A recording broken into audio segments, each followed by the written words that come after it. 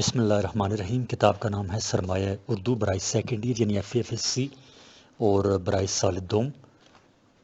فہرست مضامین ہے۔ سب سے پہلے نمبر شمار، عنوان اور صفحہ نمبر۔ نمبر شمار نمبر 1، عنوان حصہ نثر بما مشقی سوالات، صفحہ نمبر 3۔ نمبر شمار 2، حصہ نظم بما مشقی سوالات، صفحہ نمبر 141۔ نمبر شمار 3، حصہ غزل بما مشقی سوالات، یہ ہے صفحہ نمبر 186 پر۔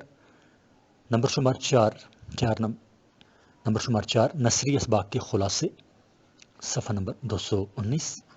نمبر شمار 5 نظموں کے خلاصے، صفحہ نمبر 241 پر۔ نمبر شمار 6 نثر نگاروں کی حالات زندگی اور تنقیدی نوٹ، یہ ہے صفحہ نمبر 246 پر۔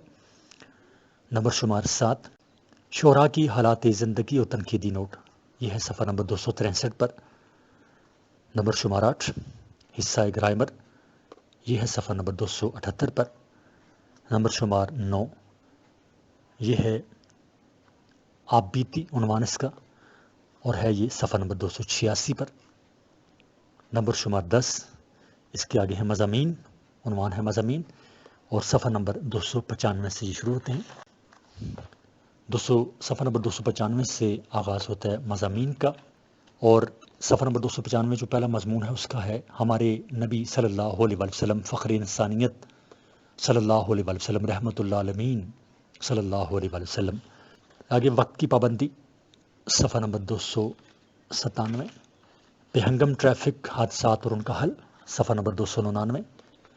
ہماری برآمدات، صفحہ نمبر 301۔ جنگلات کے فوائد، صفحہ نمبر 303۔ کسی میچ کا آنکھوں دیکھا حال، صفحہ نمبر 304۔ موبائل فون کا غلط استعمال، صفحہ نمبر 307۔ سیر و سیاحت، صفحہ نمبر 308۔ منشیات ایک لعنت، صفحہ نمبر 310۔ شہری زندگی، صفحہ نمبر 313۔ والدین کے حقوق، صفحہ نمبر 315۔ دہشت گردی، صفحہ نمبر 317۔ پاکستانی نوجوان طلباء اور موجودہ حالات، صفحہ نمبر 320۔ شاعر مشرق علامہ اقبال رحمۃ اللہ علیہ، صفحہ نمبر 322۔ ٹیلی ویژن کے فوائد اور نقصانات، صفحہ نمبر 325۔ درآمدات یا ہماری درآمدات، صفحہ نمبر 327۔ میرے پسندیدہ شاعر اکبر الہٰبادی، یہ ہے صفحہ نمبر 328 پر۔ ورزش کے فائدے، صفحہ نمبر 332۔ اخبار بینی کے فوائد، صفحہ نمبر 333۔ اور آخری مضمون ہے حصہ مضامین کا دیہی زندگی، اور یہ ہے صفحہ نمبر 333 پر۔ بسم اللہ الرحمن الرحیم۔ صفحہ نمبر 3، حصہ نثر بما مشقی سوالات، سبق مسلمانوں کا قدیم طرز تعلیم، شبلی نعمانی اس کے مصنف ہیں۔ مشکل الفاظ اور معنی۔ لفظ ہے نیچرل، معنی قدرتی۔ لفظ ہے فہم، معنی سمجھ۔ لفظ ہے دسترس، معنی ہے قابو۔ اب میں جو پہلا بولوں گا وہ لفظ ہوگا اور دوسرا اس کا معنی ہوگا، یہ آپ ذہن میں رکھیں۔ نحو، گرامر، فقہ، قانون شریعت، اسماء الرجال، مشہور معروف لوگ، سررشتہ، محکمہ دفتر، اوپری، بے فائدہ، چندہ، کوئی خاص، مرد، ایران کا ایک شہر، فیاضی، سخاوت، کسرو ایوان، محل، تخت گاہوں، حکومتوں، تاتار، منگول حکمران، غارت گری، لوٹ مار۔ میں آپ کو پھر ایک دفعہ یاد کرا دیتا ہوں کہ پہلا جو میں بولتا ہوں وہ لفظ ہوتا ہے، اور اس کا دوسرا جو میں آگے بولتا ہوں وہ اس کے معنی ہوتے ہیں۔ مجتہدین، اجتہاد کرنے والے۔ ہم عصر، ہم زمانہ، لفظ ہے تخمینہ، معنی اس کا اندازہ۔ لیکچر، تقریر۔ لائف، زندگی۔ نظیر، مثال۔ تصفیہ، فیصلہ۔ اجمالی، مختصر۔ ہنوز، ابھی تک۔ لہو، خون۔ اجمی، غیر عرب۔ مقید، بند۔ کثیر الاشغال، بہت زیادہ مصروف۔ پایا شناس، مرتبہ شناس۔ ابتر، بری حالت۔ صفحہ نمبر 4۔ الفاظ معنی جاری ہیں۔ موشگافی، باریک بینی، آرٹیکل پیراگراف، کلیتاً سارے کا سارا، سلف بزرگ، مفاخر قابل فخر۔ اہم عبارات کی تشریح۔ عبارت نمبر 1، اس دور میں تعلیم کا مستند طریقہ وہی تھا ڈیش اور امالی کے نام سے مشہور ہوتی تھی۔ حوالہ متن، یہ اقتباس مولانا شبلی نعمانی کے مضمون مسلمانوں کا قدیم طرز تعلیم سے لیا گیا ہے۔ سیاق و سباق۔ 145 ہجری تک تصنیف و تالیف شروع نہیں ہوئی تھی۔ علوم کا تعلق زیادہ تر حافظہ سے تھا۔ تعلیم کا دوسرا دور وہ ہے جب مسلمانوں نے سندھ فتح کیا، لیکن اس دور میں بھی تعلیم کا باقاعدہ انتظام نظر نہیں آتا۔ سندھ سے لے کر حجاز تک اور مصر سے لے کر اندلس تک لاکھوں تعلیمی ادارے موجود ہیں، لیکن ان میں حکومت کا کوئی عمل دخل نہیں۔ مسجدوں، خانقاہوں اور علماء کے ذاتی مکانات میں درس و تدریس کا سلسلہ جاری و ساری ہے۔ ڈاکٹر سپرنگر کے مطابق 5 لاکھ مشہور و معروف عالم درس و تدریس کا کام کرتے تھے۔ اس کے بعد درس کے بعض حلقوں میں علامہ ذہبی کے مطابق 10,000 شاگرد احادیث نبوی صلی اللہ علیہ وسلم لکھتے تھے اور اس بڑے مجمع میں 200 امام حاضر رہتے تھے۔ عبارت کی تشریح۔ آج کل مہذب ملکوں میں جس طریقے سے تعلیم دی جاتی ہے، بالکل اسی طرح اسلامی دنیا میں تعلیم و تعلم کا سلسلہ جاری تھا۔ املا، جو تعلیم کے لیے نہایت ضروری اور لازمی چیز ہے اور جسے اردو زبان میں لیکچر دینا کہتے ہیں، اسلامی مدرسوں کا ایک خاص جز تھا۔ املا کا طریقہ یہ ہوتا تھا کہ استاد کسی بلند مقام پر بیٹھ جاتا تھا، جو عموماً یا تو مسجد کا ممبر ہوتا تھا یا کسی اونچی جگہ پر رکھی ہوئی کرسی ہوتی تھی، صفحہ نمبر 5، اور کسی علم یا فن کے مسائل تقریری انداز میں بیان کرتا رہتا۔ طالب علموں کے پاس قلم اور دوات موجود ہوتے تھے جو استاد کی زبان سے نکلے ہوئے الفاظ کو لکھتے جاتے تھے، اور اسی طرح یہ تمام تحقیقات ہزاروں کتابوں کی شکل میں محفوظ ہو جاتی تھیں، اور پھر اس سے ایک مستقل کتاب تیار کی جاتی تھی۔ اس کتاب کو امالی کے نام سے یاد کیا جاتا تھا۔ عبارت نمبر 2، سلاطین و وزراء تو ایک طرف معمولی سے معمولی رئیس کی خدمت میں سینکڑوں ادیب و فاضل موجود ہوتے تھے ڈیش، وہ خود صاحب النظر اور نکتہ چین ہے۔ حوالہ متن، یہ عبارت علامہ شبلی نعمانی کے مضمون مسلمانوں کا قدیم طرز تعلیم سے لی گئی ہے۔ سیاق و سباق۔ اعلیٰ تعلیم کے لیے لوگ دور دراز کا سفر کیا کرتے تھے، اور سفر کی زحمت اٹھائے بغیر جو شخص عالم فاضل بن جاتا تھا، لوگوں کو اس کے علم پر شک ہوتا تھا۔ علامہ مکری نے خاص کر ان علماء کا ذکر کیا ہے جو سیین سے بغداد اور مصر و شام گئے، یا مصر و شام سے سیین گئے، سیین میں داخل ہوئے۔ اعلیٰ تعلیم کے لیے مناظرہ کے مجلسوں میں شامل ہونا ضروری خیال کیا جاتا تھا۔ دینی تعلیم کے لیے صرف و نحو، نعت و معانی اور اسماء و رجال ضروری اجزاء تھے۔ تعلیم صرف مسجدوں اور درسگاہوں تک محدود نہ تھی، بلکہ تمام بڑے لوگ جن میں وزیر، امیر، فوجی افسر اور اہل منصب شامل تھے، سب درس و تدریس کے کام میں مدد کرتے تھے۔ تعلیم میں کسی مقررہ نصاب کی پابندی نہیں تھی۔ سینکڑوں ایسے لوگ موجود ہیں جو کسی ایک فن میں ید طولہ رکھتے تھے اور دوسرے فن کے ابجد سے بھی واقف نہ تھے۔ ابجد یعنی اس کی الف بے سے بھی واقف نہ تھے، اس کی بنیادی چیزوں سے واقف نہ تھے۔ جو عمرا اور سلاطین علم کی سرپرستی کرتے تھے، خود بھی تعلیم یافتہ اور پایہ شناس ہوتے تھے۔ عبارت کی تشریح۔ بڑے بڑے امیروں اور بادشاہوں کے درباروں میں اہل علم کی موجودگی ضروری خیال کی جاتی تھی۔ بادشاہوں کے علاوہ معمولی رئیسوں کی خدمت میں سینکڑوں اہل علم اکثر حاضر رہتے تھے، صفحہ نمبر 6۔ ان علماء و فضلاء کو باقاعدہ تنخواہیں دی جاتی تھیں، اور یہ تنخواہیں ان کی کسی خدمت کا صلہ نہیں ہوتا تھا، بلکہ لوگوں میں ان کی ناموری، ذاتی کمال اور قبول عام کی وجہ سے ان کی تنخواہ اور برتبہ میں بھی زیادہ ہوتا تھا۔ ذاتی لیاقت اور شہرت حاصل کرنے کا شوق عام و خاص میں موجود تھا۔ کتابیں لکھنے کا شوق عام تھا، اور کتاب لکھتے وقت تحقیق اور احتیاط ضروری خیال کی جاتی تھی۔ اس کی وجہ یہ تھی کہ علم کے قدردانوں کی تعداد بہت زیادہ تھی، جو خود بھی صاحب علم اور تنقیدی ذہن رکھتے تھے۔ اس لیے مصنف کو بڑی باریک بینی سے کام لینا پڑتا تھا، اور کتاب میں نئے اور اچھوتے مضامین شامل کرتا تھا۔ مشقی سوالات کے جوابات۔ سوال نمبر 1، سوالات کے جوابات لکھیں۔ سوال: الف، 145 ہجری سے پہلے مسلمانوں کا طرز تعلیم کیسا تھا؟ ب، مسلمانوں کے طرز تعلیم کے دوسرے دور پر روشنی ڈالیں۔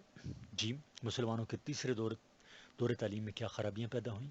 اور دال مسلمانوں کی تعلیم و تدریس کے مراکز کون کون سے تھے؟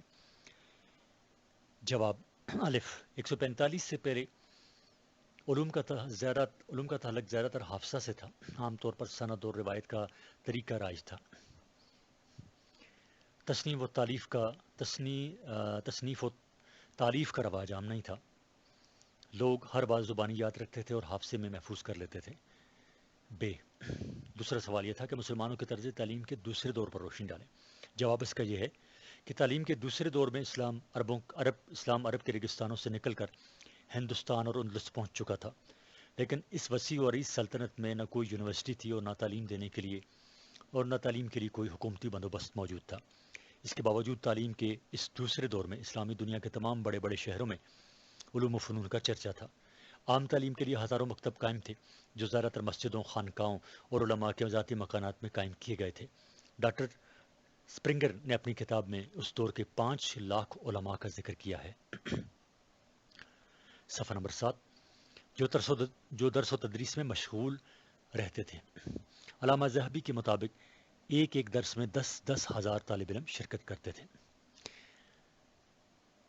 سوال نمبر جیم یا 3 مسلمانوں کے تیسرے دور تعلیم میں کیا خرابیاں پیدا ہوئیں؟ جواب اس کا یہ ہے کہ تیسرے دور میں املا کا طریقہ یعنی لیکچر دینا ختم ہو گیا۔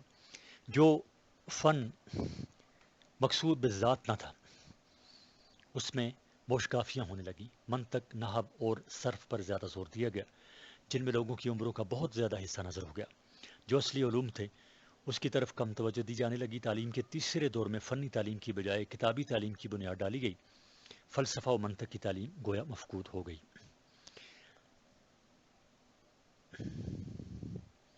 دال مسلمانوں کی تعلیم و تدریس کے مراکز کون کون سے تھے؟ جواب مسجدیں، خانقاہیں، علماء و فضلاء کے مکانات مسلمانوں کی تعلیم و تدریس کے مراکز ہوا کرتے تھے۔ بعض شہروں میں تعلیم و تدریس کے لیے خاص جگہ میں مقرر کی گئی تھی جہاں علم کے پیاسوں کا ایک مجمع لگا رہتا تھا۔ سوال نمبر 2 خالی جگہ پر کریں۔ الف علوم وہ تھے جن کو ڈیش سے زیادہ تر تعلق تھا۔ جواب اس کا یہ ہے علوم وہ تھے جن کو حافظہ سے زیادہ تر تعلق تھا۔ بے مذہبی ڈیش کی وجہ سے فلسفہ اور منطق سے ہمدردی نہ تھی۔ بے مذہبی غلط فہمی کی وجہ سے فلسفہ اور منطق سے ہمدردی نہ تھی۔ جیم دریائے سندھ کے کنارے تک ڈیش حکومت کر رہا تھا۔ جیم دریائے سندھ کے کنارے تک اسلام حکومت کر رہا تھا۔ دال مناظرہ کی مجلسوں میں شرکت ڈیش کے لیے ضروری تھی۔ جواب اس کا یہ ہے کہ مناظرہ کی مجلسوں میں شرکت اعلیٰ تعلیم کے لیے ضروری تھا۔ اور ہے تیسرے دور نے ڈیش تعلیم کی بنیاد ڈالی۔ جواب اس کا یہ تیسرے دور نے کتابی تعلیم کی بنیاد ڈالی۔ صفحہ نمبر 8 سوال نمبر 3 درجہ ذیل الفاظ پر اعراب لگائیں اور معنی لکھیں۔ معمور، دفتن، اجمی، غارت کری، مجتہدین، کثیر الاشغال۔ تو اس پر جو جواب ہے وہ یہ ہے معمور میں میم کے اوپر زبر، پھر آگے جو اس کی میم ہے اس کے اوپر پیش، معنی پر بھرپور، معمور کا مطلب ہے بھرپور، پھر دفتن معنی اچانک، دال کے اوپر زبر، دال فے عین، اور عین کے اوپر زبر، دفتن یعنی معنی اچانک، پھر غارت گری، غین الفقا، غا کے اوپر زبر اور رے کے اوپر زبر، غارت، اور گری رے کے نیچے زیر، غارت گری یعنی معنی لوٹ مار۔ مجتہدین معنی اجتہاد کرنے والے، اس پر جو اعراب لگیں گے میم کے اوپر پیش، تے کے اوپر زبر، ہے کے اوپر، ہے کے نیچے زیر، دال کے نیچے زیر، اور یہ لفظ بن جائے گا مجتہدین، یعنی میم کے اوپر پیش، پھر تے کے اوپر مجتہدین، تو لفظ ہو جائے گا مجتہدین۔ آگے لفظ ہے جی کثیر الاشغال، اس کا معنی ہے بہت زیادہ مصروف لوگ۔ کاف کے اوپر زبر، سے کے نیچے زیر، پھر رے کے اوپر پیش، کثیر ال، پھر لام کے اوپر زبر، اشغال، پھر غین کے اوپر زبر، تو یہ پڑھ جائیں گے لفظ کثیر الاشغال، اور اس کا معنی ہے بہت زیادہ مصروف لوگ۔ سوال نمبر 4، موجودہ تعلیمی اور امتحانی نظام کے حسن و قبح پر مفصل مضمون لکھیں۔ جواب، موجودہ تعلیمی اور امتحانی نظام کے حسن و قبح یعنی اس کی اچھائیاں اور برائیاں۔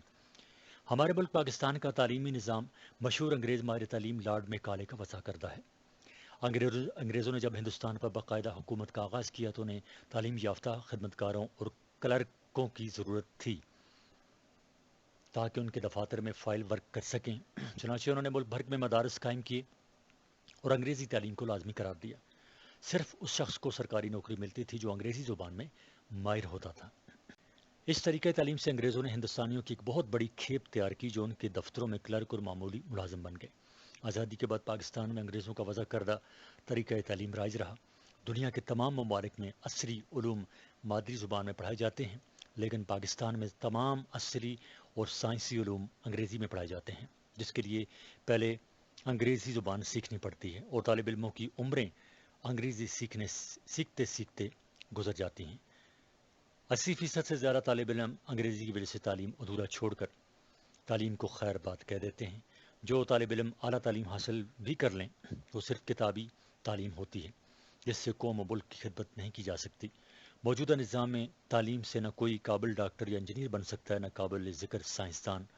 یہی وجہ ہے کہ ہمارے انجینئر ملک کی ترقی کے لیے لوگ بیرون ملک جاتے ہیں، جبکہ سائنس کے میدان میں بھی ہمارے سائنسدانوں نے کوئی قابل ذکر کارنامہ انجام نہیں دیا۔ صفحہ نمبر 9۔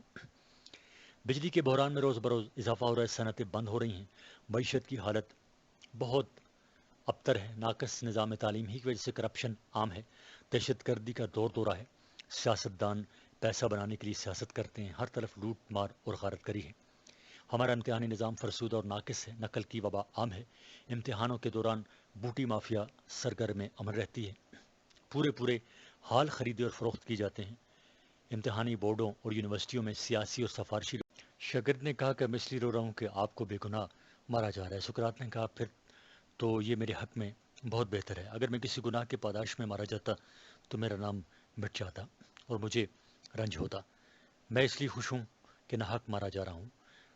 ارے بے وقوف، تو چاہتا ہے کہ میں کسی جرم کی پاداش میں مارا جاؤں؟ عبارت نمبر 2، سقراط کی رائے میں موجودہ وقت کو کسی آنے والے دن کی امید پر آگاہ کر دینا بڑی غلطی ہے، ڈیش جس کا مربی کوئی بد تہذیب اور تاریخ خیال آدمی ہو۔ حوالہ متن، یہ اقتباس مہدی آفادی کے مضمون سقراط سے لیا گیا ہے۔ سیاق و سباق، سقراط یونان کا مشہور فلسفی اور حکیم تھا اور ایک آزاد منش انسان تھا۔ پہلے اس نے اپنا آبائی پیشہ سنگ تراشی اختیار کر لیا، پھر فوج میں شامل ہو کر جنگیں لڑیں اور کار ہائے نمایاں انجام دیے، لیکن اسے فلسفے کا شوق تھا، اس کے ہزاروں شاگرد تھے۔ جب اس کے خیالات اور نظریات عام ہوئے تو حکمران طبقے کو تشویش لاحق ہوئی اور اس کی باتوں سے انہیں بغاوت کی بو آنے لگی۔ حکومت نے ان پر الزام لگایا کہ وہ نوجوانوں کے خیالات خراب کر رہا ہے اور انہیں بغاوت پر اکسا رہا ہے، اور اسے گرفتار کر کے جیل میں ڈال دیا گیا اور مقدمہ چلا کر سزائے موت دے دی گئی۔ صفحہ نمبر 12۔ اس کی سوانح عمری اس کے شاگرد افلاطون اور زنونف نے لکھی ہے۔ عبارت کی تشریح، سقراط کے خیال میں موجودہ وقت قیمتی ہے، اگر تم نے کچھ کرنا ہے تو موجودہ وقت میں کر گزرو۔ موجودہ وقت کو کل کی امید پر ضائع کر دینا حماقت اور نادانی ہے۔ وہ کسی بھی چیز کو ذخیرہ کرنے کے بہت مخالف تھا۔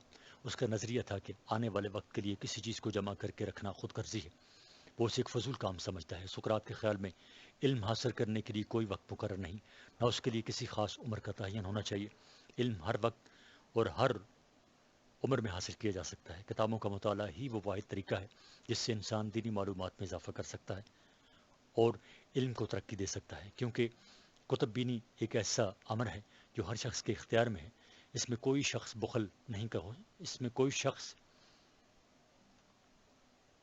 فجل نہیں ہو سکتا، اس میں کوئی شخص مخل نہیں ہو سکتا۔ سقراط جاہل اور ان پڑھ شخص کو قابل رحم سمجھتا ہے، وہ اس کے ساتھ ہمدردی کرتا ہے، مگر اس سے بھی زیادہ اس شخص کو ہمدردی کے قابل گردانتا ہے جس کا پرورش کرنے والا بد تہذیب آدمی ہو جو تاریخ کڑے میں ڈال رہا ہو۔ تربیت دینے والا اگر تاریخ خیال ہے تو تربیت لینے والا بھی لازمی طور پر تاریخ خیال ہوگا۔ مشقی سوالات۔ سوال نمبر 1، مختصر جواب تحریر کریں۔ الف، سقراط کے مخالفین نے اس پر کیا الزامات لگائے؟ جواب اس کا یہ ہے، سقراط کے مخالفین نے سقراط پر الزام عائد کیا کہ وہ اپنے فلسفیانہ مشکافیوں سے نوجوانوں کے خیالات خراب کر رہا ہے، انہیں آزادی کی تعلیم دیتا ہے اور ان کو حکومت سے بغاوت پر اکساتا ہے، نیز وہ نوجوانوں کو والدین کی اطاعت نہ کرنے کا درس دیتا ہے۔ سوال نمبر 2 یا بے، سقراط کے لیے کیا سزا تجویز کی گئی؟ جواب، سقراط کو سزائے موت دے دی گئی اور اس کی جان لینے کے لیے اسے زہر کا پیالہ پیش کیا گیا۔ سوال اس کے صفحہ نمبر 12 پہ، اور جواب جو میں آپ کو پڑھ کے سنا رہا ہوں وہ صفحہ نمبر 13 پہ، اس لیے آپ دونوں صفحے شمار کریں، صفحہ نمبر 12 اور 13، اس کے بعد پھر ہم صفحہ نمبر 14 پر چلے جائیں گے۔ سوال نمبر 3، سقراط کے شاگردوں کے نام لکھیں۔ جواب، سقراط کے شاگردوں کی تعداد بے شمار تھی، ان میں افلاطون، زنونفن اور ایلیسی بائیڈیز قابل ذکر ہیں۔ دال، سقراط کی تعلیمات کا خلاصہ اپنے الفاظ میں لکھیں۔ سقراط کی تعلیمات کا خلاصہ یہ ہے: نمبر 1، موجودہ وقت کو کسی آنے والے دن کی امید پر ضائع کرنا غلطی ہے۔ 2، کسی بھی چیز کو ذخیرہ کرنا ایک فضول کام ہے۔ 3، علم ہر وقت اور ہر عمر میں حاصل کیا جا سکتا ہے، اس کے لیے وقت اور عمر کی کوئی قید نہیں۔ 4، وہ جاہل شخص کو قابل رحم سمجھتا ہے۔ 5، جس شخص کا تربیت کرنے والا بد تہذیب اور تاریک خیال ہو وہ سب سے زیادہ قابل رحم ہے۔ 6، انسان کو وسیع النظر ہونا چاہیے، دشمن کے ساتھ بھی عزت اور احترام کا معاملہ کرنا چاہیے، دشمن کے ساتھ اس حد تک دشمنی کرو کہ اس کی تکلیف سے محفوظ رہ سکو۔ 7، غیبت کرنے والے اور دوسروں کی برائی کرنے والے شریف نہیں، وہ کمینہ ہے۔ اور دال، یہ 7 ہم نے اس کی تعلیمات کا خلاصے میں آپ کو جزیات بتائیں۔ آگے سوال ہے دال، سقراط کی تعلیمات کا خلاصہ یہ ہم نے آپ کو بتا دیا۔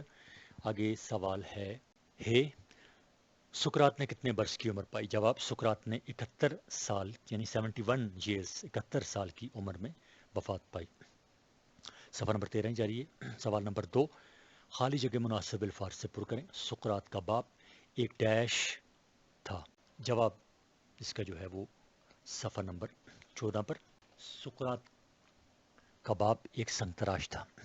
بے، سقراط کے نزدیک کسی چیز کا ڈیش کرنا ایک فضول کام ہے۔ سقراط کے نزدیک کسی چیز کا پسنداز کرنا فضول کام ہے، یعنی ذخیرہ کرنا، جمع کرنا فضول کام۔ آگے ہے دال، آگے ہے جیم، داروغہ جیل نے سقراط کو ڈیش جانے کی ترغیب دی۔ جواب اس کا ہے، داروغہ جیل نے سقراط کو بھاگ جانے کی ترغیب دی۔ سوال، سقراط کی طبیعت نے تیزی کے ساتھ ڈیش اثر قبول کیا۔ ڈیش میں لگے گا، سقراط کی طبیعت نے تیزی کے ساتھ فلسفہ کا اثر قبول کیا۔ اور آگے ہے، سقراط ایک ڈیش کو قابل رحم سمجھتا تھا۔ دال ہے، سقراط ایک جاہل کو قابل رحم سمجھتا تھا۔ صفحہ نمبر 14۔ سوال نمبر 3، اس مضمون کا خلاصہ اپنے الفاظ میں لکھیں۔ سوال نمبر 3، اس مضمون کا خلاصہ اپنے الفاظ میں لکھیں۔ جواب، اس مضمون کا خلاصہ اس باغ کے خلاصوں میں موجود ہے۔ سوال نمبر 4، درج ذیل الفاظ درست اعراب کے ساتھ لکھیں۔ جمادات، پیروی، رشک و حسد، استقلال اور ذلت۔ جواب اس کا ہے جمادات یعنی جیم کے اوپر زبر، میم کے اوپر زبر، دال کے اوپر زبر، تو یہ لفظ بن جائے گا جمادات۔ پیروی، تو اس میں پے کے نیچے زیر اور پھر واو کے نیچے زیر، تو یہ بن جائے گا پیروی۔ پھر رشک و حسد، لفظ ہے رشک و حسد، تو رے کے اوپر زبر، شین کے اوپر زبر، پھر رشک کو، پھر ہے کے اوپر زبر اور سین کے اوپر زبر، اور پھر دال، یہ بن جائے گا رشک و حسد۔ آگے ہے لفظ استقلال، تو اس میں الف سین تین، الف سین تے، اور تے کے نیچے ہوگی زبر، کاف، لام کے اوپر ہوگی زبر اور پھر آگے لام، استقلال، تو یہ اعراب اس پر لگ جائیں گے۔ آگے ہے ذلت، تو ذلت میں زال اور اس کے نیچے زبر، اس کے نیچے زیر اور لام کے اوپر زبر اور ساتھ شد اور پھر تے، تو یہ لفظ بن جائے گا ذلت۔ سوال نمبر 5، تحریک پاکستان کے کسی رہنما کی زندگی اور خدمات پر ایک مفصل مضمون لکھیں۔ جواب: قائد اعظم محمد علی جناح رحمۃ اللہ علیہ۔ قائد اعظم محمد علی جناح رحمۃ اللہ علیہ پاکستان کے مسلمانوں کے عظیم محسن ہیں۔ انہوں نے ہندوستان کے مسلمانوں کو انگریزوں اور ہندوؤں کی غلامی سے نجات دلائی۔ قائد اعظم 25 دسمبر 1876 کو کراچی میں پیدا ہوئے۔ آپ نے میٹرک کا امتحان مشن ہائی اسکول کراچی سے پاس کیا اور قانون کی تعلیم کے لیے انگلستان چلے گئے اور مشہور درس کا لنکن ان سے بار اطلاع کی سند حاصل کی۔ آپ 1894 کو وطن واپس آ گئے اور کراچی میں وکالت شروع کی پھر بمبئی چلے گئے، صفحہ نمبر 15۔ لیکن وہاں بھی وکالت نہ چل سکی اور سرکاری ملازمت اختیار کی، لیکن ملازمت بھی راسنائی اور استعفیٰ دے دیا۔ آپ نے کبھی جھوٹا مقدمہ نہیں لڑا، آپ نے زندگی میں ایک مقدمہ بھی نہیں ہارا۔ قائد اعظم کو سیاست سے قدرتی لگاؤ تھا۔ 1905 میں جب مسٹر دادا بھائی نوروجی کانگریس کے صدر بنے تو جناح نے ان کے پرائیویٹ سیکرٹری کی حیثیت سے کانگریس پارٹی میں شرکت کی۔ 1909 میں آپ منٹو مارلے اصلاحات کی وجہ سے بمبئی کی طرف سے وائسرائے کی ایگزیکٹو کونسل کے رکن بن گئے۔ جناح کی گراں قدر خدمات کا اعتراف کرتے ہوئے کانگریس نے بمبئی میں جناح ہال تعمیر کیا۔ قائد اعظم نے 1913 میں مسلم لیگ کی رکنیت حاصل کر لی اور بیک وقت دونوں جماعتوں کے رکن بن گئے۔ عدم تعاون کی تحریک کے دوران چند اصولی اختلافات پر وہ کانگریس سے الگ ہو گئے اور مسلم لیگ کے سازشی اور مادہ پرست عناصر کے رویے سے دل برداشتہ ہو کر انگلستان چلے گئے۔ 1934 میں علامہ اقبال اور کچھ مخلص مسلمانوں کے مشورے سے وطن واپس آ گئے اور مسلم لیگ کے صدر بنا دیے گئے۔ 23 مارچ 1940 کو منٹو پارک لاہور میں مسلم لیگ کے سالانہ اجلاس میں قائد اعظم کے زیر صدارت ایک قرارداد منظور کی گئی، جسے بعد میں قرارداد پاکستان کا نام دیا گیا۔ اس کے بعد قائد اعظم نے مسلمانان ہند کے لیے ایک الگ وطن بنانے کے سلسلے میں اپنی کوششیں تیز کر دیں اور کانگریس کی مخالفت کے باوجود انگریزوں سے ایک آزاد اور خود مختار وطن کا مطالبہ منوا لیا اور آخر کار 14 اگست 1947 کو قائد اعظم کی انتھک کوششوں سے پاکستان دنیا کے نقشے پر ابھر آیا۔ وہ پاکستان کے پہلے گورنر جنرل بنے۔ انہوں نے پاکستان کے لیے دن رات کام کیا، جس کی وجہ سے ان کے تپتک کے مرض میں اضافہ ہو گیا، تپتک یعنی ٹی بی، اور کام کی زیادتی نے بالآخر ان کی جان لے لی۔ وہ 11 دسمبر 1948 کو کراچی میں وفات پا گئے۔ سوال نمبر 6، درجہ بالا رموز و اوقاف کو استعمال کرتے ہوئے کم از کم 5 جملے لکھیں۔ صفحہ نمبر 16۔ یہ لفظ ہے جی وادین، اور اس میں جواب ہے سقراط کا قول ہے، اور یہ چیز آئے گی کاموں کے اندر۔ جاہل آدمی واجب الرحم ہوتا ہے، یعنی وابین۔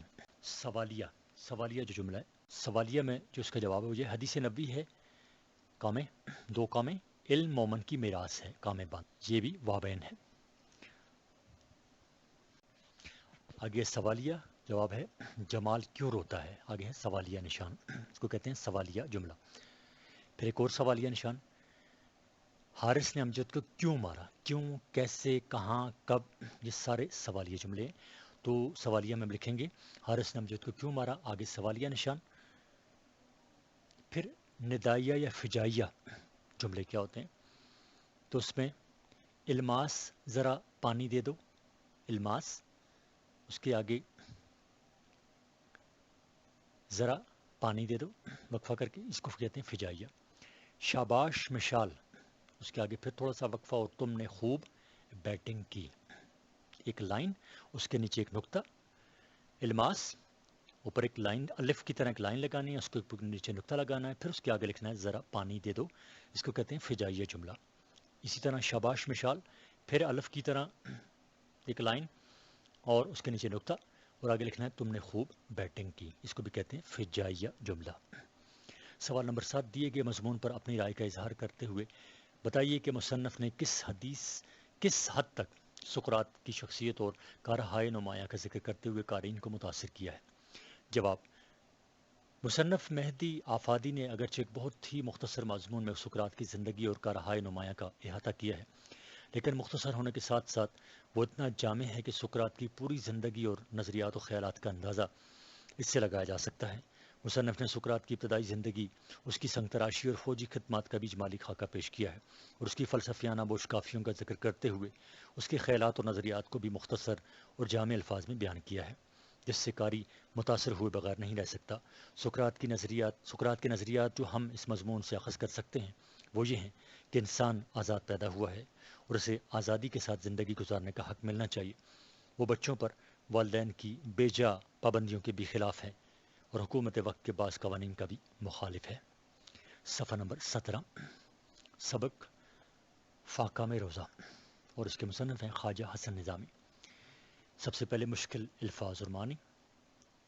لفظ تاجدار، معنی بادشاہ، کنبہ ماں یعنی خاندان، لونڈی یعنی ملازمہ یا کنیز، قدیم یعنی دوست یا پرانا بھی کہتے ہیں، خیر باشد یعنی خیر ہو، مقدر یعنی پریشان، دل بہلانا یعنی دل خوش کرنا، مصاحب یعنی ساتھی، جمگٹے یعنی ہجوم، مراقبہ یعنی سر جھکا کر خاموش بیٹھنا، کل جدید لذیذ یعنی ہر نئی چیز میٹھی ہوتی ہے، زیر و زبر ہونا یعنی برباد ہونا، ماما گیری یعنی گھریلو ملازمت، باگزاشت ہونا یعنی واپس ہونا، قتلے یعنی ٹکڑے، چہل پہل یعنی رونق، سما یعنی منظر، فلک کے مارے یعنی قسمت کے مارے، غدر یعنی جنگ آزادی، می یعنی بارش، ذل سبحانی یعنی بادشاہ، کوچ کرنا یعنی روانہ ہونا، رتھ تانگا، جولاں گاہ یعنی تربیت گاہ، لک و دک یعنی سنسان، تاجور یعنی بادشاہ، گنوار یعنی جاہل، چوپاڑ یعنی بیٹھک، تفنگ توپ، بلیاں یعنی کڑا یا شہتیر، بلیاں، جاڑے یعنی سردی، ابتر خراب، کھیل یعنی دانا، ڈھارس یعنی امید یا سہارا، نڈھال یعنی کمزور، نیاز یعنی صدقہ۔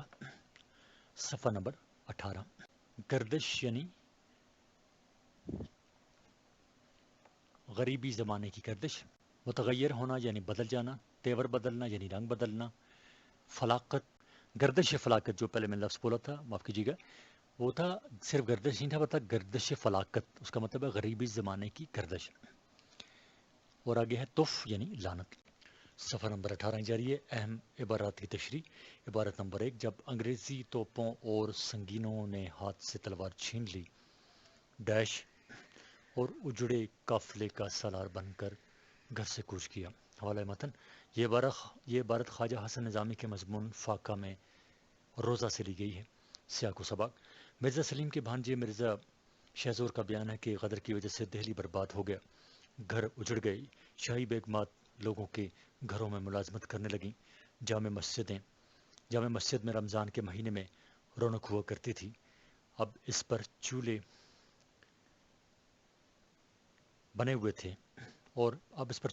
ہیں اور سپاہی روٹیاں پکا رہے ہیں۔ شاہ جہاں کی بے مثل مسجد استبل نظر آ رہا ہے۔ افطاری کے وقت چند آدمی نے کھجوریں اور دال بانٹی، چہل پہل اور شان و شوکت مفقود ہے۔ مرزا شاہ زور کی پردرد باتیں سن کر میں نے اس سے قدر اور شاہی خاندان کی تباہی کا قصہ سننا چاہا۔ میرے اصرار پر اس نے مجھے اپنی کہانی سنائی۔ عبارت کی تشریح، مرزا شاہ زور نے اپنی کہانی شروع کی اور کہا، جب جنگ آزادی میں مسلمان ناکام ہوئے اور دہلی پر انگریزوں نے دوبارہ قبضہ کیا تو انگریزوں نے اپنی توپوں اور سنگینوں کے زور سے ہمیں غیر مسلح کر دیا۔ بہادر شاہ ظفر کے سر سے تاج شاہی چھین لیا گیا اور دہلی پر انگریزوں نے اپنی عملداری قائم کر لی۔ شہر میں ہر طرف گولیاں برس رہی تھیں۔ وہ شاہی بیگمات جن کا چہرہ کسی بندہ بشر نے نہیں دیکھا تھا، بغیر برقع اور چادر کے گھر سے باہر نکل آئیں اور اپنے والد، بھائی، شوہر اور بیٹے کی لاشیں تلاش کرنے لگیں۔ صفحہ نمبر 19، سب عورتیں بے پردہ ہو گئیں، چھوٹے چھوٹے بچے جو ناز و نام میں پلے پڑے تھے بے یار و مددگار بازاروں اور گلیوں میں اپنے والدین کو پکارتے رہے اور والدین کو زندہ نہ پا کر آوارہ پھرنے لگے۔ بادشاہ سلامت جو تمام شاہی خاندان کا واحد سہارا تھا، وہ بھی قلعہ چھوڑ کر نکل گئے اور کسی محفوظ مقام کی طرف روانہ ہو گئے۔ بادشاہ کا نکلنا تھا کہ پورے قلعہ شاہی میں ایک کوہرام سا مچ گیا، سب لوگ قلعہ چھوڑ کر بھاگنے لگے۔ یہ حالت دیکھ کر میں نے بھی نکل جانے کا فیصلہ کیا۔ اپنی بوڑھی والدہ، کمسن بہن اور بیمار بیوی کو لے کر قلعہ چھوڑا اور استباح حال قافلے کا سالار بن کر نامعلوم منزل کی طرف روانہ ہو گیا۔ صفحہ نمبر 19۔ عبارت نمبر 2۔ تاہم ہمارے گاؤں کے چودھری کو خود ہی خیال آیا ڈیش، جس سے ان کو کچھ ڈھارس ہو گئی۔ حوالہ متن، یہ اقتباس خواجہ حسن نظامی کے مضمون فاقہ میں روزہ سے لیا گیا ہے۔ سیاق و سباق: مرزا شاہ زور قلعے سے نکل کر اپنی بوڑھی والدہ، کمسن بہن اور بیمار بیوی کے ہمراہ میواتیوں کے ایک گاؤں پہنچ گیا۔ وہاں کے مسلمانوں نے انہیں کھانے کو دیا اور سر چھپانے کے لیے ایک چوپال عطا کی۔ کچھ عرصے گاؤں والے ان کا خرچ برداشت کرتے رہے، لیکن آخر کار تنگ آ گئے۔ مرزا شاہ زور نے پیٹ کی خاطر گاؤں کے زمینوں کی رکھوالی شروع کی اور ان کی والدہ اور بیوی نے گاؤں والوں کے کپڑے سینے شروع کیے اور گزر بسر ہونے لگی۔ لیکن بھادوں کے مہینے میں سیلاب کا پانی گاؤں میں گھس آیا اور گھروں میں پڑا اناج بہا لے گیا۔ بیوی کو بخار ہوا اور تڑپتے تڑپتے جان دے دی۔ اب ہمیں کھانے کی فکر ہوئی، کھانے کے لیے کچھ نہیں تھا۔ مانگتے ہوئے شرم آتی تھی کیونکہ گاؤں والے بھی مصیبت میں گرفتار تھے۔ صفحہ نمبر 20۔ عبارت کی تشریح: ہم فاقے پر فاقے کر رہے تھے اور کھانے کے لیے کچھ نہ تھا۔ گاؤں والے بھی مصیبت میں گرفتار تھے، لیکن خدا کا کرنا ایسا ہوا کہ گاؤں کے چودھری کو ہمارا خیال آیا۔ اس نے آدمی بھیج کر قطب صاحب کے بازار سے 1 روپیہ کا آٹا منگوایا اور ہمارے گھر بھیج دیا۔ آٹا نصف کے قریب خرچ ہوا ہوگا کہ رمضان کا چاند نظر آ گیا اور روزوں کا مہینہ شروع ہو گیا۔ رمضان کا سن کر والدہ صاحبہ کی عجیب کیفیت ہو گئی۔ ان کا دل بہت نازک ہے۔ گزشتہ اچھے وقتوں کو یاد کر کے کرتی رہتی تھیں۔ جب انہوں نے رمضان کا چاند دیکھا تو ٹھنڈی آہیں بھر کر خاموش ہو گئیں۔ انہیں پچھلا وقت یاد آ گیا تھا۔ رمضان کے مہینے میں ہمارے گھر میں جو رونق ہوا کرتی تھی اور جو لوازمات تیار کیے جاتے تھے، ان کو یاد کر کے ماں جی اس غریب الوطنی کو برداشت نہ کر سکیں۔ میں نے انہیں تسلی دی اور صبر سے کام لینے کو کہا۔ میری باتوں پر کان پر خوشگوار اثر ہوا اور ان کی حالت کچھ بہتر ہو گئی۔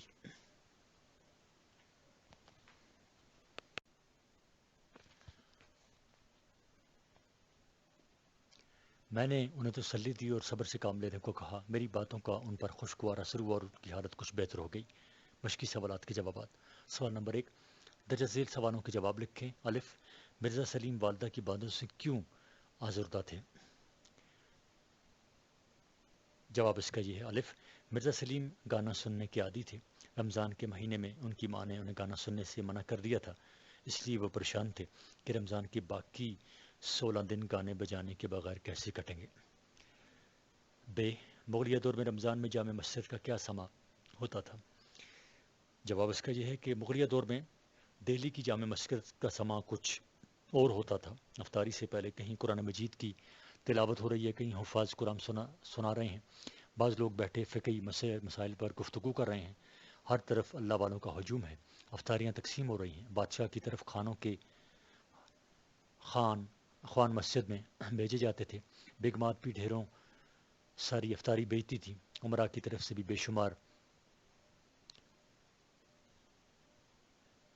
نعمتیں اور بے شمار کھانے مسجد پہنچائے جاتے تھے جن کا شمار ناممکن تھا۔ سوال ہے جی، 1857 کے بعد رمضان میں مسجد کی کیا حالت تھی؟ جواب، خواجہ حسن نظامی کہتے ہیں کہ ایک بار رمضان میں مسجد آنے کا اتفاق ہوا، دیکھا کہ ہر طرف چولہے بنے ہوئے ہیں، سپاہی روٹیاں پکا رہے ہیں، گھاس کا انبار لگا ہے، مسجد استبل کا نقشہ پیش کر رہا ہے۔ مسجد واگزار ہونے کے بعد دیکھا کہ کچھ غریب مسلمان میلے کچیلے کپڑے پہنے قرآن مجید کی تلاوت کر رہے ہیں۔ افطاری کے وقت چند آدمی نے کھجوریں تقسیم کی، نہ وہ اگلا سا سما اور نہ وہ اگلی سی رونق تھی۔ سوال، مرزا شاہ زور کون تھے؟ جواب، مرزا شاہ زور ہندوستان کے بادشاہ بہادر شاہ ظفر کے بھائی مرزا سلیم کے بھانجے تھے۔ سوال، ظل سبحانی یعنی بہادر شاہ ظفر قلعہ چھوڑ کر کہاں چلے گئے؟ ظل سبحانی یعنی بہادر شاہ ظفر جب شاہی قلعے سے نکلے تو اپنے اہل و عیال کے ساتھ ہمایوں کے مقبرے میں پناہ لی۔ اور آخری سوال ہے دال، میورتیوں نے مرزا شاہ کے خاندان کے ساتھ کیسا برتاؤ کیا؟ دال جواب، میورتیوں نے مرزا شاہ کو اور ان کے خاندان کو سر چھپانے کے لیے جگہ دی اور کھانے پینے کا بندوبست بھی کیا۔ چند دنوں بعد میورتیوں نے مرزا شاہ سے کہا کہ تم ہمارے کھیتوں کی رکھوالی کرو گے اور تمہاری عورتیں ہمارے کپڑے سیا کریں گی۔ اس محنت کے صلے میں آپ کو جو اناج ملے گا وہ سال بھر کے لیے کافی ہوگا، جسے مرزا شاہ نے بخوشی قبول کیا۔ صفحہ نمبر 21 الف سوال نمبر 2 خالی جگہ پر کریں۔ مرزا سلیم ڈیش میں گانے بجانے کی محفلیں سجاتے۔ جواب اس کا یہ ہے کہ مرزا سلیم رمضان میں گانے بجانے کی محفلیں سجاتے۔ بے مصائب کے کہنے پر مرزا سلیم ڈیش جانے لگے۔ مصائب کے کہنے پر مرزا سلیم مسجد جانے لگے۔ جیم مرزا شاہ کی والدہ سلیم کی ڈیش تھی۔ جواب ہے مرزا شاہ کی والدہ سلیم کی بہن تھی۔ دال انگریز 1857 کی جنگ آزادی کو ڈیش کہتے ہیں۔ جواب انگریز 1857 کی جنگ آزادی کو غدر کہتے ہیں۔ صفحہ نمبر 22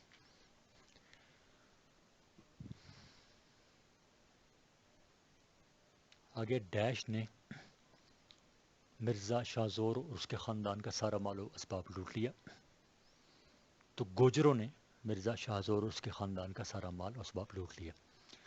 اور آگے دال مغل خاندان ڈیش کی نسل سے تھا۔ جواب مغل خاندان چنگیز خان اور تیمور کی نسل سے تھا۔ سوال نمبر 3 صفحہ نمبر 22 درج ذیل رموز اوقاف کی وضاحت کریں۔ رابطہ، تفصیلیہ، کوسین اور خط۔ خط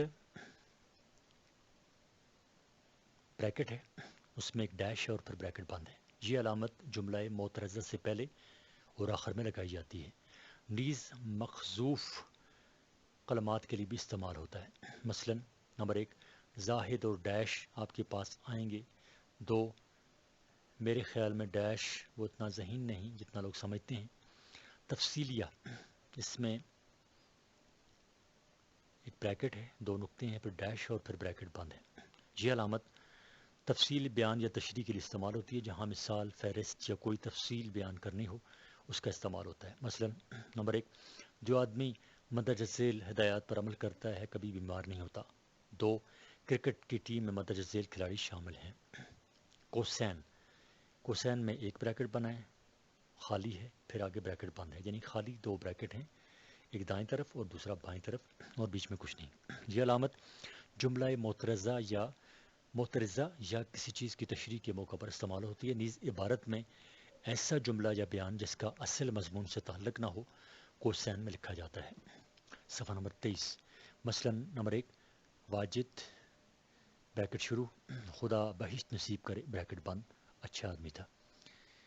2 امین الحق بریکٹ شروع میرا دوست بریکٹ بند نے پی ایچ ڈی مکمل کر لی۔ رابطہ بریکٹ شروع آگے 2 نقطے، ایک اوپر اور ایک نیچے، اور بریکٹ بند۔ اس کا استعمال وہاں ہوتا ہے جہاں وقفے سے زیادہ ٹھہرنا مقصود ہو، جیسے نمبر 1 کسی نے کیا خوب بات کی ہے، اور پھر آگے 2 نقطے، تندرستی ہزار نعمت ہے۔ 2 صدام دیکھ سکتا ہے، پھر آگے 2 نقطے، اسی طرح ایک اوپر اور ایک نیچے، بول نہیں سکتا۔ سوال نمبر 4 اس سبق کا خلاصہ لکھیں۔ جواب اس سبق کا خلاصہ کتاب کے اگلے حصے میں موجود ہے۔ سوال نمبر 5 اپنے کسی قریبی دوست، استاد یا قریبی رشتہ دار کی شخصیت پر ایک مضمون تحریر کریں۔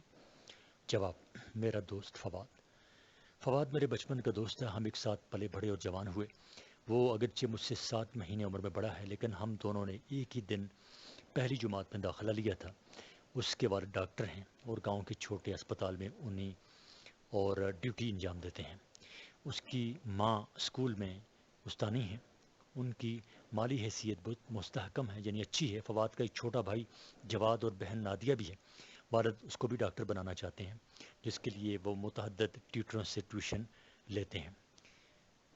امسال اول میں اس نے یعنی اس سال 461 نمبر 461 یعنی 461 نمبر حاصل کیے، اور اگر اس نے محنت سے کام لیا تو میڈیکل کی سیٹ حاصل کر سکتا ہے۔ میں فواد کو اس لیے پسند کرتا ہوں کہ اس کی خوبیاں خامیوں سے زیادہ ہیں۔ وہ لالچی نہیں، ایک فیاض اور سخی لڑکا ہے۔ میرے منع کرنے کے باوجود وہ مختلف ہیلو بہانوں سے میری مالی مدد کرتا ہے، کیونکہ اسے اس بات کا احساس ہے کہ میرے والد جو محنت مزدوری کرتے ہیں میرے کالج کے اخراجات برداشت نہیں کر سکتے۔ انہوں نے بھی اپنے آپ کو مجھ سے بڑا نہیں سمجھا۔ اس کے گھر میں جب بھی کوئی دعوت ہوتی ہے یا کوئی خاص تقریب ہوتی ہے اس میں میری حاضری لازمی سمجھی جاتی ہے۔ اس کے ماں باپ اور بہن بھائی بھی مجھے چاہتے ہیں اور میری قدر کرتے ہیں۔ گاؤں میں اس کے والد کا صفحہ نمبر 24، گاؤں میں اس کے والد کا کلینک بھی ہے جس میں فواد بھی شام کو 2 گھنٹے کے لیے وہاں ڈیوٹی دیتا ہے۔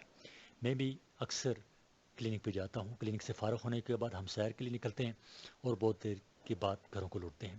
والد نے فواد کے لیے موٹر سائیکل بھی خریدی ہے۔ کبھی کبھی ہم دونوں موٹر سائیکل پر شہر جاتے ہیں۔ فواد میں یہی ایک خرابی ہے کہ وہ موٹر سائیکل بہت تیز چلاتا ہے۔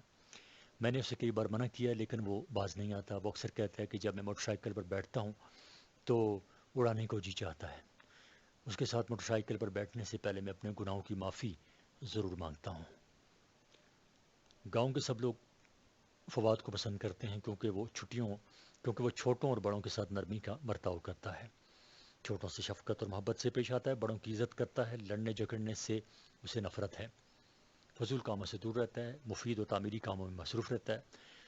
اس کی نعتوں سے مجھے بھی بہت فائدہ پہنچا ہے۔ اگر وہ میرا جگری دوست نہ ہوتا تو میں اب تک تعلیم چھوڑ چکا ہوتا۔ یہ فواد کی مہربانی ہے کہ میں نے اب تک تعلیم جاری رکھی ہوئی ہے۔ فواد پینٹنگ بہت اچھی کرتا ہے۔ اس نے اپنے لیے ایک کینوس خرید رکھا ہے، یعنی جس پر کینوس ہوتا ہے جس پر تصویر بنائی جاتی ہے رکھ کے، اور فارغ وقت میں تصویریں بناتا ہے۔ اس کی بنائی ہوئی تصویریں اگرچہ معیاری نہیں، لیکن اگر اس نے مشق جاری رکھی تو ایک بہترین مصور بن سکتا ہے۔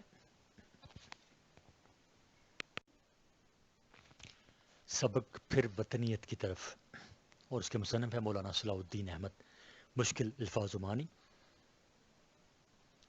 اسلامیان بند یعنی ہندوستان کے مسلمان، سرشار یعنی مست، وحدت ملت یعنی قومی یکجہتی، صفحہ نمبر 25، یکسر یعنی فوراً، مہمہ یعنی مسئلہ، نصب العین یعنی مقصد، فروغ ترقی، آفرینش پیدائش، استخفاف یعنی پوشیدگی، الہام یعنی غیبی آواز، اقتا علاقے، شرمندہ تعبیر ہونا یعنی پورا ہونا، انحراف یعنی روگردانی، پھر جانا کسی سے، سفینے یعنی کشتیاں،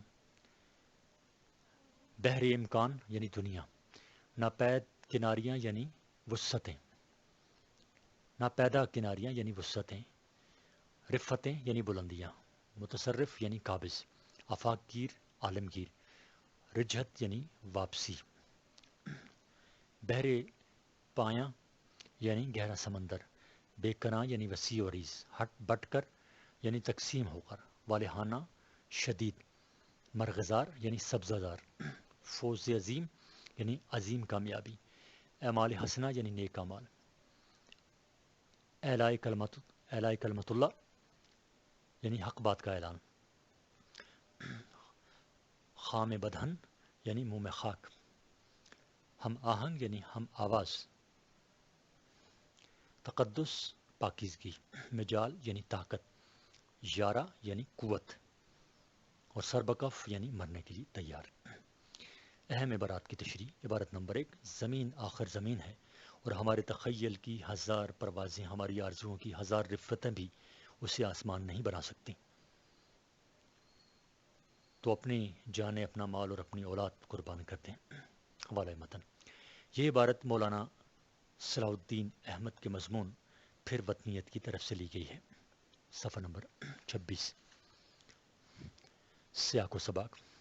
ہندوستان میں جذبہ ملت کا فروغ اور اس کے نتیجے میں ایک قومی وطن کا قیام ایک مہمے کی حیثیت رکھتے ہیں، کیونکہ علامہ اقبال جو وطن اور وطنیت کے سخت مخالف تھے، انہوں نے بھی مجبور کر شمال مغربی ہندوستان میں اسلامیان ہند کے لیے ایک آزاد اور خود مختار وطن کا مطالبہ کیا اور جذبات پر افکار کو ترجیح دی اور اپنے تاریخی خطبے میں ایک قومی وطن کی تشکیل اور تاسیس کی دعوت دی۔ علامہ نے زمینی حقائق کو تسلیم کیا اور اسے ہندوستان کے کونے میں اور ایک محدود خطے میں مسلمانوں کا ان کو مفاد نظر آیا۔ عبارت کی تشریح: زمین اور آسمان میں بہت فرق ہے۔ زمین اور آسمان ایک نہیں ہو سکتے۔ ہماری سوچ اور ہماری خواہش خواہ کتنی ہی کیوں نہ ہو، وہ زمین کو آسمان نہیں بنا سکتی، اور حقیقت بھی یہی ہے کہ ہمیں بحیثیت قوم زندہ رہنے کے لیے آسمان کی نہیں زمین کی ضرورت ہے، جس میں اللہ تعالیٰ نے ہماری ضروریات اور لوازمات کا خاطر خواہ بندوبست کیا ہے۔ اسی زمین پر ہم آسمان کی بادشاہت قائم کر سکتے ہیں اور اللہ تعالیٰ کی اس زمین پر اللہ کا نظام نافذ کر سکتے ہیں۔ جب اللہ کے فرمانبردار بندے زمین پر متصرف ہو کر اسے اپنا وطن بنائیں تو پھر اس کی حفاظت ان کا فرض و ذمہ داری ہوگی، اور اگر ضرورت پڑے تو اپنی اولاد و تن من دھن اس وطن کی خاطر نثار کر دیں۔ عبارت نمبر 2: اقبال نے جب ہمیں پاکستان کا تصور دیا، اور پھر آگے ہے، جس میں سما کر یا سمٹ کر، پھیل کر یا بٹا کر ایک آزاد اسلامی زندگی بسر کرنی تھی۔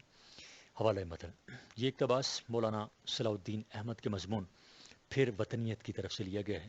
سیاق و سباق: علامہ اقبال نے بالآخر جذبات پر افکار کو ترجیح دی اور وہ اس نتیجے پر پہنچے کہ اسلامیان ہند کے لیے ہندوستان میں ایک آزاد اور خود مختار وطن کا قیام ضروری ہے۔ انہوں نے اپنے تاریخی خطبے میں مسلمانان ہند کے لیے ہندوستان کے شمال مغربی کونے میں ایک الگ وطن کا مطالبہ کیا۔ صفحہ نمبر 27۔ انہوں نے زمینی حقائق کو تسلیم کیا اور حقیقت بھی یہی تھی، کیونکہ زمین آخر زمین ہے، ہماری خواہش اسے آسمان نہیں بنا سکتی۔ ہم اپنی خود مختاری اور نظریے کی حفاظت زمین کے مخصوص ٹکڑے کے اندر رہ کر سکتے ہیں، تاکہ اللہ کی زمین پر اللہ کی بادشاہت قائم ہو۔ عبارت کی تشریح: صفحہ نمبر 27۔ جب اقبال نے اپنے خیالات اور تصورات سے انحراف کرتے ہوئے اسلامیان ہند کے لیے ایک آزاد اور خود مختار وطن کا تصور پیش کیا تو یہ ایک حیرانگی کی بات تھی، کیونکہ یہ ان کے نظریات کے بالکل برعکس تھا، اور ان کے آفاق گیر اور عالمگیر تصور ملت سے کوئی نسبت نہیں رکھتا تھا۔ اس میں کوئی شک نہیں کہ انہوں نے اپنے خیالات سے رجوع کیا تھا، لیکن ان کی یہ رجت حقیقت پر مبنی تھی، کیونکہ ہندوستان کے مسلمانوں کے لیے کسی ایسے خطۂ زمین کی ضرورت تھی جہاں وہ آزادی کے ساتھ سانس لے سکیں، اپنی حفاظت کر سکیں اور اپنے دین اور نظریات پر قائم رہ سکیں۔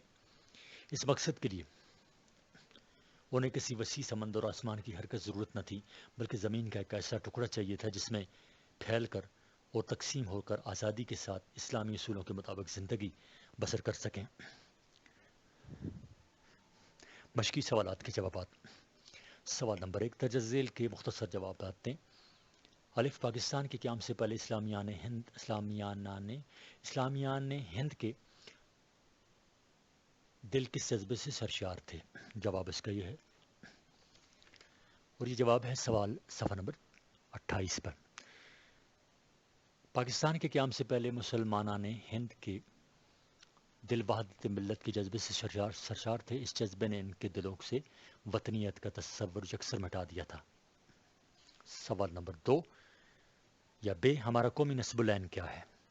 جواب: ہمارا قومی نسب العین وطن پروری اور وطن دوستی ہے۔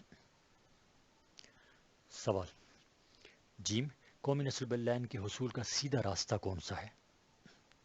جواب: قومی نسب العین کے حصول کا سیدھا راستہ یہ ہے کہ ہم سب اس ملک کے وفادار ہیں، اس کی سلامتی کے لیے کوششیں کریں، اکثریت اور اقلیت ہاتھوں میں ہاتھ دے کر آگے بڑھیں، نیز وطن دوستی ہمارے ملی روابط پر غالب نہ آئے۔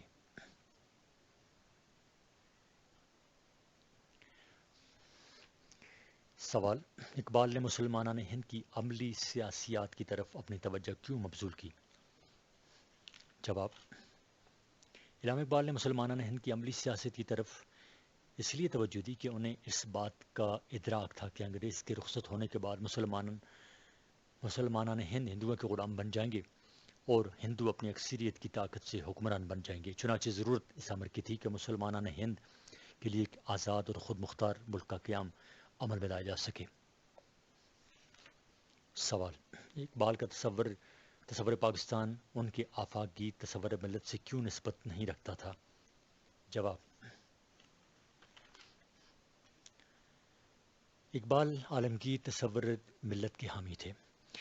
ان کے اس تصور کی چند اشعار ملاحظہ ہوں. تبانے رنگ و خون کو چھوڑ کر ملت میں گم ہو جا، بتانے رنگ و خون کو چھوڑ کر ملت میں گم ہو جا، نہ تو رانی رہے باقی نہ ایرانی نہ افغانی، ایک ہو مسلم حرم کی پاسبانی کے لیے، نیل کے ساحل سے لے کر تا بخا کے قاشغر. سوال: جب ہم نے آزاد وطن پاکستان حاصل کر لیا تو بقول مصنف اب منطقی طور پر ہمارے لیے کیا لازم ہے؟ جواب: جب ہم اقبال کی شرح یہ معاف کیجیے گا، یہ پہلے سوال کوئی ابھی جواب اس کا رہتا ہے شعر کے بعد. وہ سوال یہ تھا کہ اقبال کا تصور پاکستان ان کے آفاق گیر تصور ملت سے کیوں نسبت نہیں رکھتا تھا. اس کے جواب میں ہم نے ان کے اشعار بھی پڑھے، اور اس کا بقیہ حصہ یہ ہے کہ جب ہم اقبال کی شاعری میں ان کے عالمگیر تصور ملت پر غور کرتے ہیں تو برصغیر میں ایک الگ ملک پاکستان کا مطالبہ ان کے تصور ملت سے کوئی نسبت نہیں رکھتا، بلکہ ایسا لگتا ہے کہ اقبال نے مجبوراً اس تصور سے رجوع کیا ہے. اب سوال ہے: جب ہم نے آزاد وطن پاکستان حاصل کر لیا تو بقول مصنف اب منطقی طور پر ہمارے لیے کیا لازم ہے؟ اب یہ سوال 27 نمبر صفحہ پر تھے اور جواب اس کے 28 پر تھے، اور اب صفحہ نمبر 28 ختم ہو گیا اور اس آخری سوال کا جواب صفحہ نمبر 29 پہ سے شروع ہو رہا ہے. صفحہ نمبر 29 کی شروع میں جواب اس کا یہ: جب ہم نے ایک آزاد وطن پاکستان حاصل کر لیا تو ہم پر یہ ذمہ داری عائد ہوتی ہے کہ ہم اپنے مفاد اور اپنے مقاصد پر ملی مفاد اور ملی مقاصد کو ترجیح دیں، اس کے تحفظ اور فروغ کی خاطر دن رات ایک کریں، کیونکہ ہماری جان، جسم اور گھر بار کی سلامتی اسی ملک سے وابستہ ہے. سوال نمبر ہے: ٹیپو سلطان، سلطان عبدالحمید ثانی، جمال الدین افغانی اور علامہ اقبال عالمگیر اور آفاق گیر تصور ملت کے مبلغ تھے.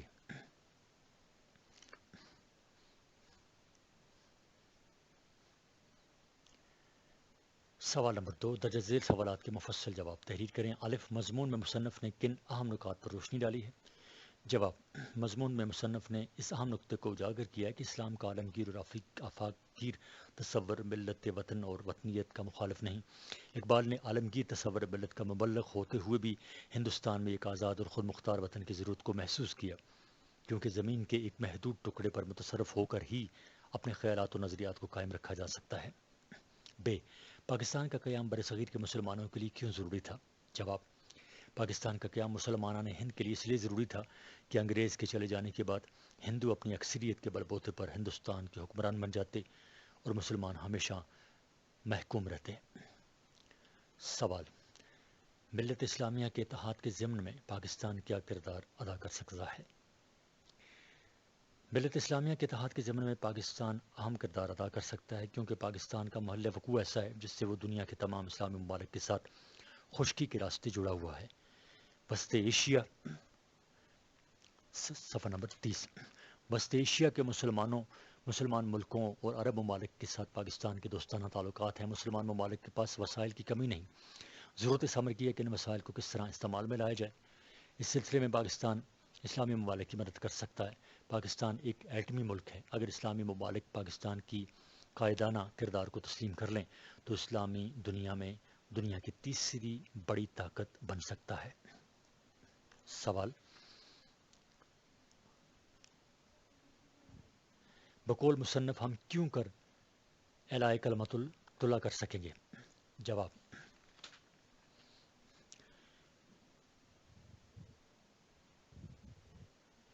بقول مصنف جب تک ہمارا ملک پاکستان قائم ہے ہم اعلاء کلمت اللہ کر سکتے ہیں. ہم اپنی نظریات کی حفاظت اس وقت تک نہیں کر سکتے جب تک پہلے اپنے ملک کی حفاظت نہ کریں. اگر ملک کی سالمیت کو کوئی خطرہ لاحق ہوا تو دین کی حفاظت بھی ناممکن ہوگی. سوال نمبر 5 یا دال: ایک ہو مسلم حرم کی پاسبانی کے لیے، نیل کے ساحل سے لے کر تا بخا کے قاشغر.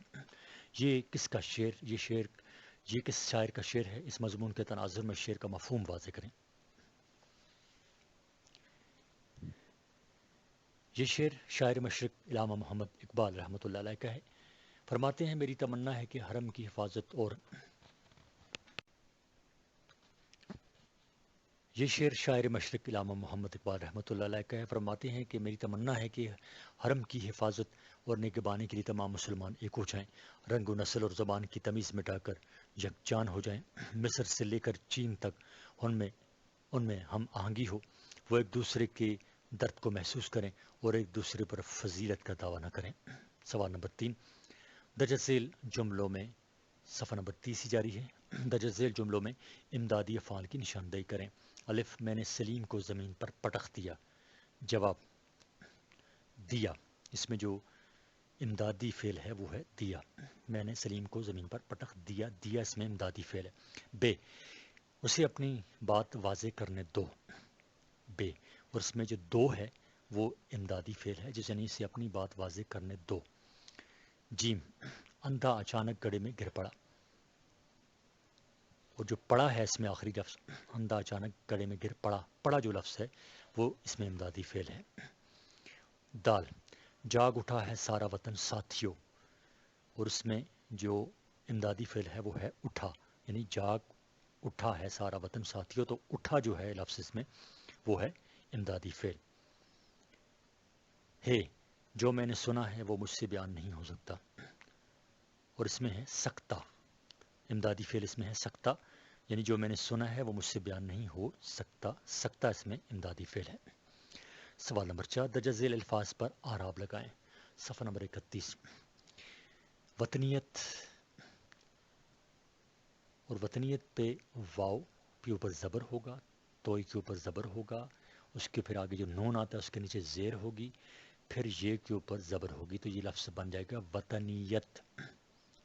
آگے ہے مفکر اسلام، مفکر اسلام، تو اس پر اعراب ایسے لگیں گے، میم کے اوپر پیش، کاف کے نیچے زیر اور ریک کے نیچے زیر، پھر اسلام کی الف کے نیچے زیر، پھر لام کے اوپر زبر، اسلام جو بن جائے گا مفکر اسلام۔ پھر ہے متصرف، میم کے اوپر پیش، تے کے اوپر زبر، سواد کے اوپر زبر، رے کے نیچے زیر، اور پھر آگے فے، تو یہ بن جائے گا متصرف۔ پھر ہے تصور ملت، تے کے اوپر زبر، سواد کے اوپر زبر، پھر واو ہے، پھر آگے رے، رے کے نیچے، رے کے اوپر شد اور رے کے نیچے زیر، اور پھر ملت، ملت کی میم کے نیچے زیر، لام کے اوپر شد اور پھر تے، تو یہ بن جائے گا تصور ملت۔ آگے لفظ ہے تحفظ، تو تحفظ کا لفظ ہے، اس کے اوپر اعراب اس طرح لگیں گے، تے کے اوپر زبر، ہے کے اوپر زبر، فے کے اوپر پیش اور شد، پیش کے نیچے شد، اور پھر آگے زال، تو یہ بن جائے گا تحفظ، یعنی اعراب کے ساتھ۔ آگے ہے بر عظیم، لفظ ہے بر عظیم، اس کے اوپر اعراب اس طرح لگیں گے، بے کے اوپر زبر، رے کے اوپر شد، اور پھر رے کے نیچے زیر، برے، اور پھر عین کے اوپر زبر، زال کے نیچے زیر، یہ اور پھر میم، یعنی بر عظیم۔ سوال نمبر 5، درج ذیل درجہ بالا رموز و اوقاف کو مد نظر رکھتے ہوئے دو جملے تحریر کریں۔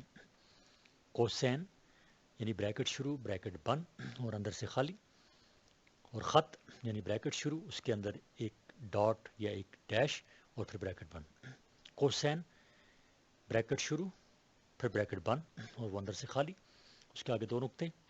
اس کی مثال نمبر 1، مشال بریکٹ شروع حارث کا بھائی ڈیش اسکول جا چکا ہے۔ 2، میرا دوست شاہد بریکٹ شروع جو ایم اے کا طالب علم تھا ڈیش کل وفات پا گیا، بریکٹ بند کل وفات پا گیا۔ خط، خط میں بریکٹ شروع ہوتا ہے، پھر اس کے اندر ایک ڈیش ہوتی ہے، پھر بریکٹ بند ہوتا ہے، اس کے آگے ہوتے ہیں دو نقطے، ایک اوپر نقطہ اور ایک نیچے، یہ ہوتا ہے خط۔ تو اس کی مثالیں ہیں، نمبر 1 الماس ڈیش اور اس کے تمام دوست، پھر آگے ڈیش لاہور چلے گئے، پھر آگے ڈیش۔ پھر دوسرا جمال پھر آگے ڈیش، اور میں آپ کے پاس آئیں۔